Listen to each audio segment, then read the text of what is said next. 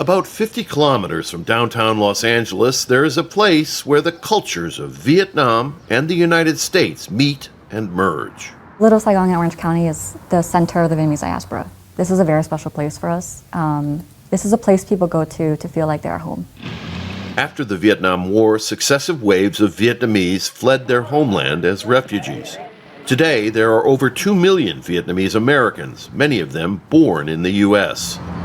From food and cuisine to spirituality, fashion, and the personal care industry, Vietnamese Americans have woven a brightly colored thread into the fabric of American society. Over the decades, Vietnamese Americans have succeeded as judges, generals, educators, CEOs, artists, and authors. Viet Nguyen won a Pulitzer Prize for his novel, The Sympathizer.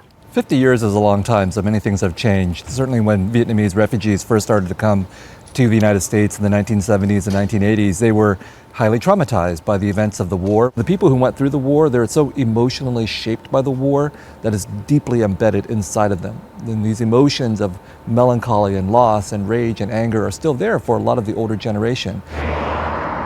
Like other Asian American groups, Vietnamese Americans are sometimes labeled as a model minority, a trope that conceals a harsher reality. People think that Vietnamese Americans as a whole are more well off than the majority of us actually are. The majority of our community are working class, work multiple jobs, work in the hospitality industry. What does it mean to be Vietnamese American today? It's a complicated and sometimes painful question.